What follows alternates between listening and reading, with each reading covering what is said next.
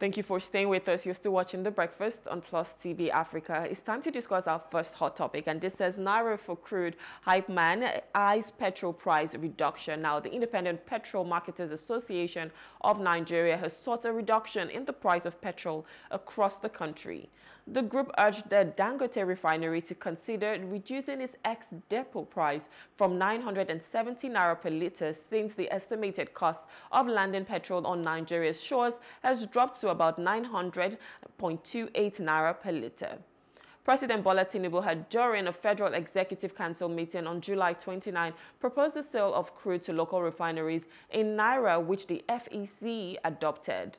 However, the Vice President of Dangote Industries Limited, Devakumar Edwin, said the amount of crude received from the national oil firm was peanuts compared to the volume needed to ramp up production of the refined product. He said NNPCL had yet to meet its target to deliver a minimum of 385,000 barrels per day since the commencement of the program in October.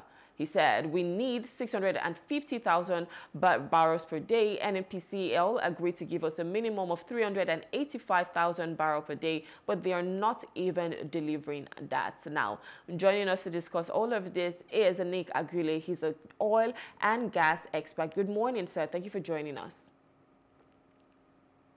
Thank you very much, Rume, and good morning to our viewers globally. Good morning. All right, so we're talking about, Naira for crude, price reduction. I'm sure that's one thing that Nigerians would really, really love to see, because just over a year ago, we were still buying petrol for about 186 naira per litre. But here we are spending about, in fact, most times it's 1,000, because if you're going to other fuel stations, you're spending over 1,000 naira per litre. But I want to get your take on this. The fact that IPMAN is eyeing price reduction. This says the landing cost of this commodity right now is about 900, and they're asking Dangote to reduce its own price. Your take, please. Thank you very much for that question. I think Nigerians are in between the devil and the deep blue sea. And why do I say this?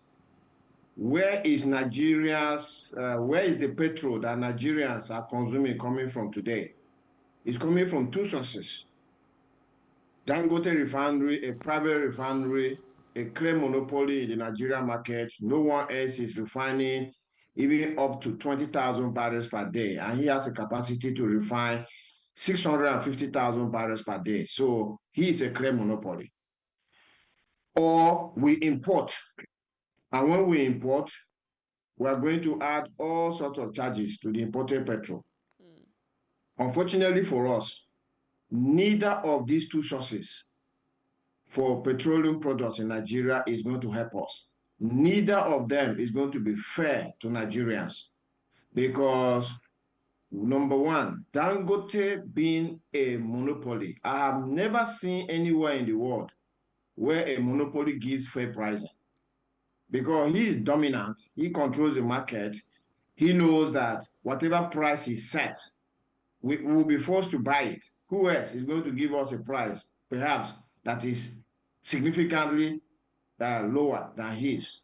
I know people who come up immediately to say, oh, Dangote did not create himself a monopoly. Other people got refining licenses. Why are they not using it and all of that?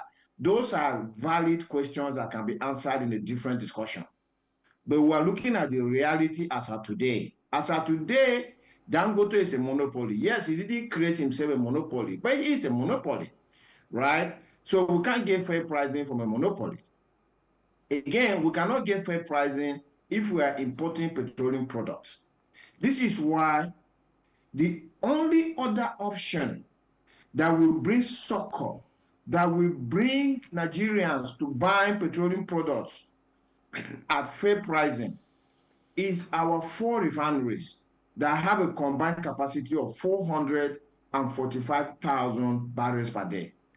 And this is perhaps like 60–70% of Dangote refineries capacity.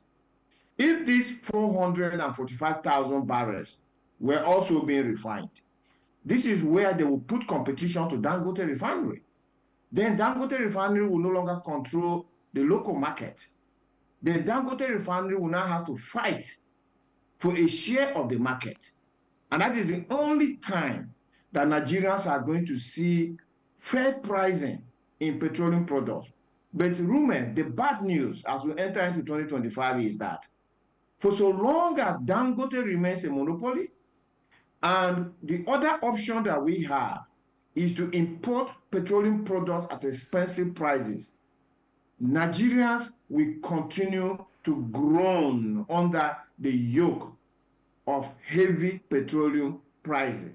There's absolutely no other way to it. And it is a tragedy that Nigeria is in a unique position because of this, that our minimum wage can only attract about 60 liters of petrol. There is absolutely nowhere else in the world where minimum wage attracts that low the number of liters of petrol.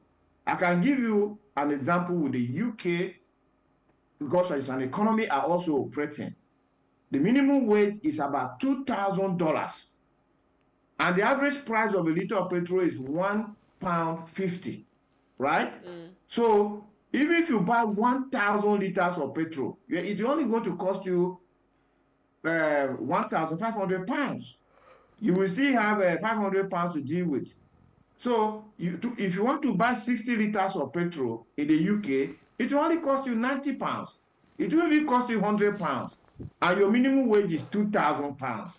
But the Nigerian worker must give away the entirety of his minimum wage to get only 60 liters. And so, more even. Exactly. So this is a really hard place that President Tinubu has left us, and the only way that Nigerians can feel some relief is either the price of petroleum products comes down or the minimum wage goes up. If neither of these things happen, then look, Nigerians have been left in a very terrible place, and it is inexplicable to understand why this year, 2024, is ending, and President Tinubu hasn't done anything about Nigeria's four refineries. President Tinubu is not being fair to Nigerians. I think talking about the refineries, that's something, because how can we, the giant of Africa, as we like to call ourselves, have 4 refineries that are not working, they are not in operations? The Port Harcourt refinery was said to begin operations so many times, and it was, postponed. Kaduna refinery was said to resume operations this December. We have just about 15 more days in December, and we haven't heard anything about that. But let's circle back, to Naira for crude. Now, of course, this was something that the president had already brought to the, Federal Executive Council, and saying, let's sell, Naira for crude. But in this case, it's been said that the NNPCL is not even producing enough or selling enough to Dangote. And of course, with production and supply, those are the things that should, that should ensure the price that we're going to be seeing.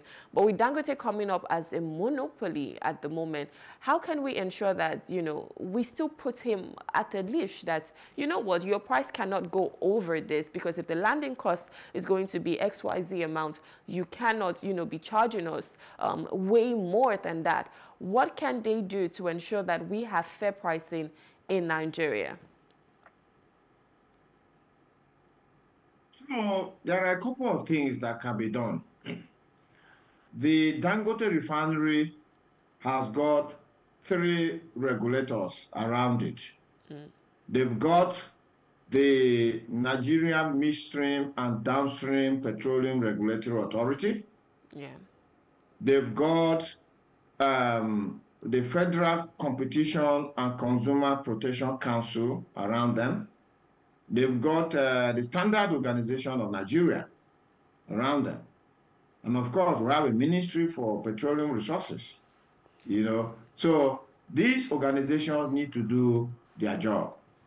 They have the right, especially the Nigerian Midstream and Downstream Petroleum Regulatory Authority is the primary regulator. That regulator needs to go into Dangote refinery. They are empowered by the law setting them up to look into the activities of Dangote refinery, including their books.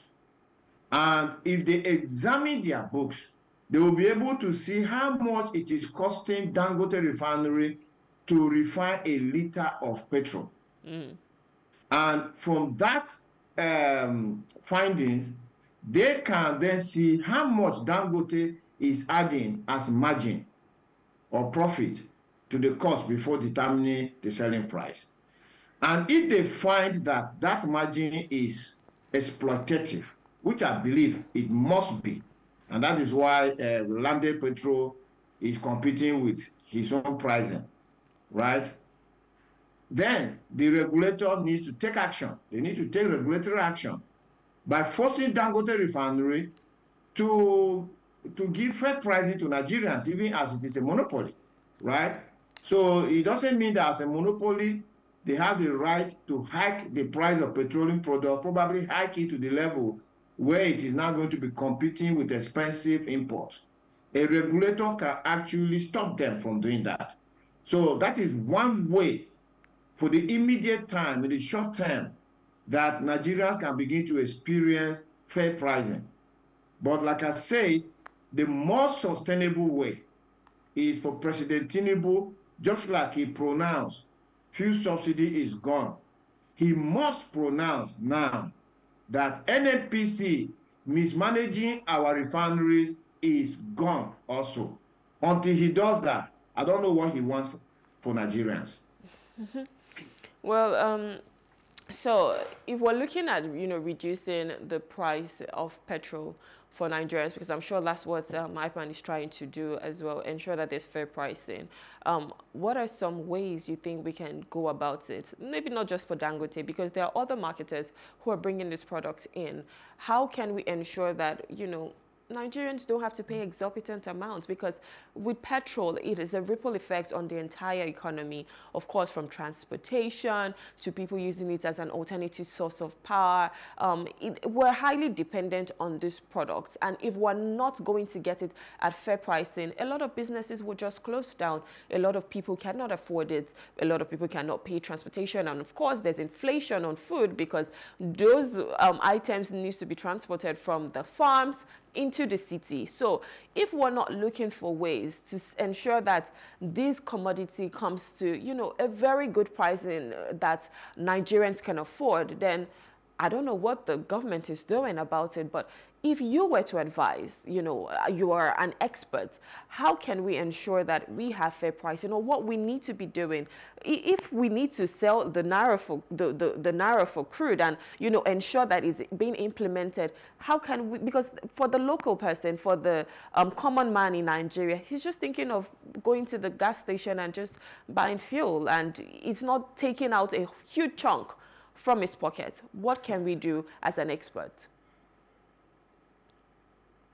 So, if President Tinubu should seek my advice, given that he's also the Minister for Petroleum, something he shouldn't be actually, because he's too busy to look after this all-important portfolio, I would tell him the following things. Number one, in the short term, I would tell him that, just like I said, he should read the Riot Act to the regulators around Dangote Refinery so that they can go into Dangote Refinery's books to determine the cost of producing a liter of petrol in Dangote Refinery. And then check how much margin they are putting on it.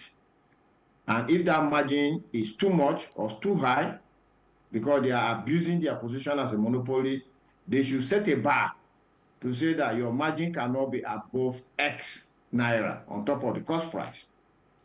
Set it for Dangote Refinery and enforce it, meaning force Dangote Refinery to follow it. I will also ask the regulator to continue to issue import licenses to refineries, to importers, so that they can be competing with Dangote Refinery's products as well, to put pressure on Dangote Refinery, because a monopoly is a bad thing, even though Dangote is a Nigerian company employing Nigerians and all of that. But the advantage it is giving us through the multiplier effect and the economy that is growing for us is not compared to the damage if Nigerians are made to pay more for petroleum products. As you have rightly said, we are paying for petroleum products not just for transportation, but also for power generation and other uses. Then I'm going to tell Mr. President that he needs to quickly and as a matter of urgency deal with Nigeria's 4 refineries. The NNPCL have shown incapacity to run these refineries over the years.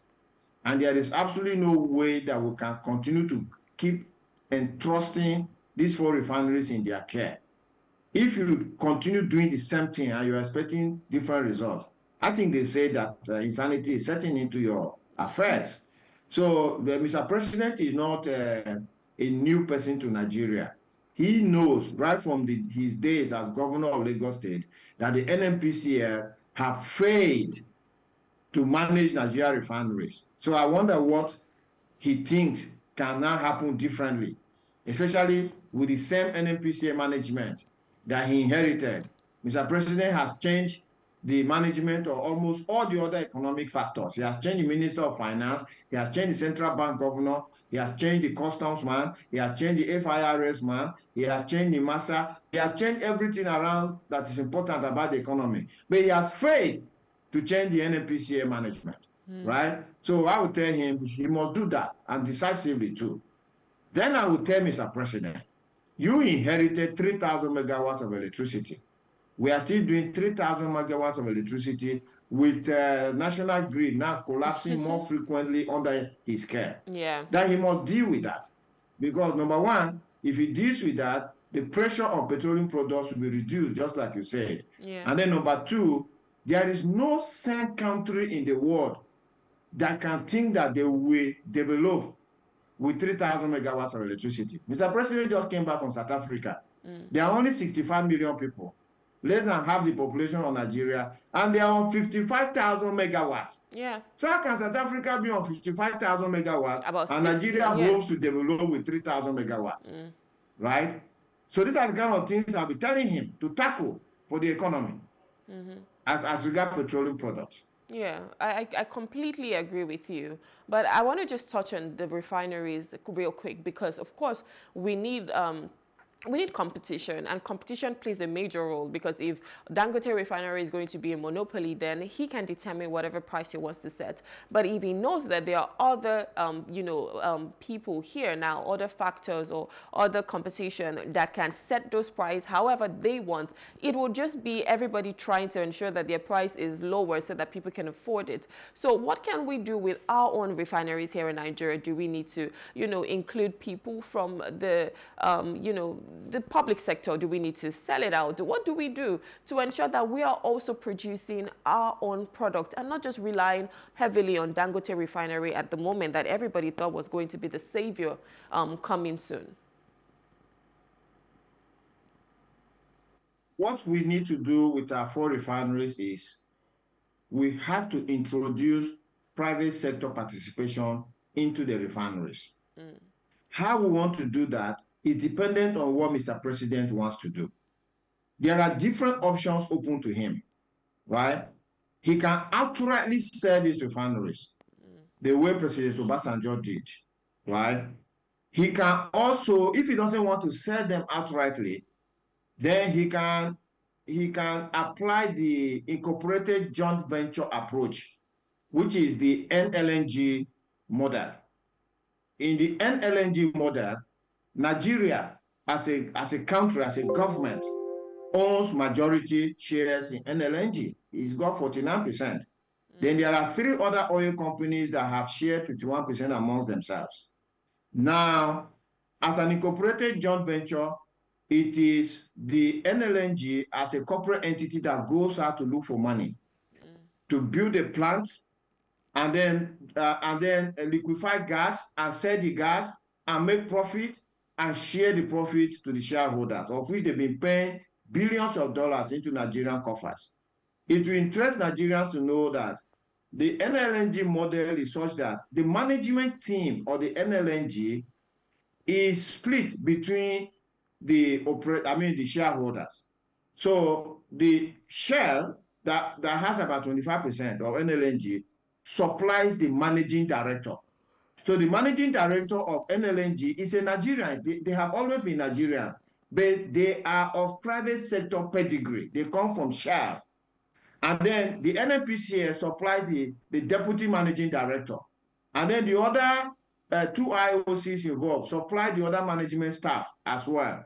This is why the NLNG, even though a government-owned enterprise, is running beautifully well compared to the NNPCL that is sucking money out of Nigeria treasury instead of putting money in.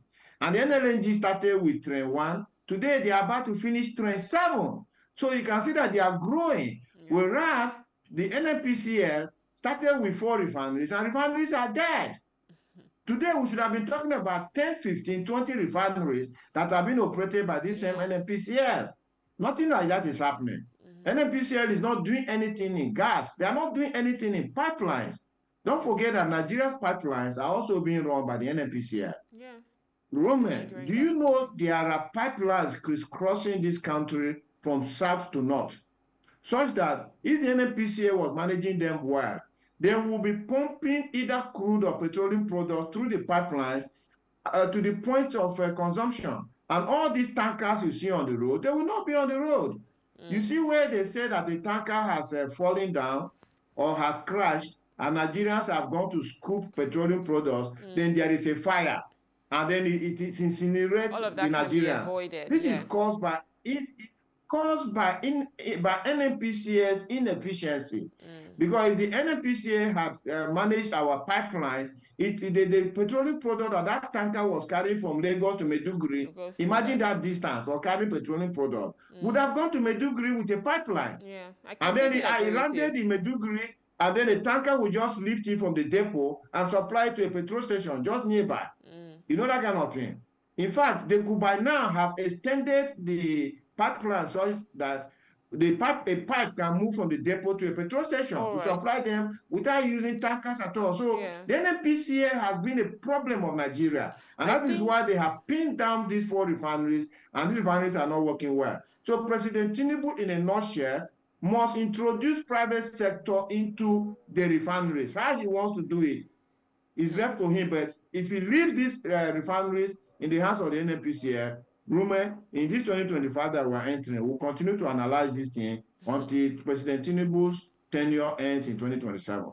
Well, I hope that he listens, and I hope that, you know, whatever needs to be done should be done. Of course, the NNPCL needs a lot of curbing, and they need to do their jobs correctly. So we expect that from them. And, you know, if we even need to, you know, include the private partnerships, like you said, then it's something that we need to do. Whatever works, that's what Nigerians want. And as leaders, you need to be able to listen to the people and say, okay, yes, if this is going to work, why not do that? So hopefully, you know, when we talk about petrol pricing and all of that, we'll come to a point where we're saying at least it's affordable for Nigerians, and hopefully it will get there. Thank you so much, Nick Agule, for coming. It's always a pleasure having you on our show. Thank you for your time.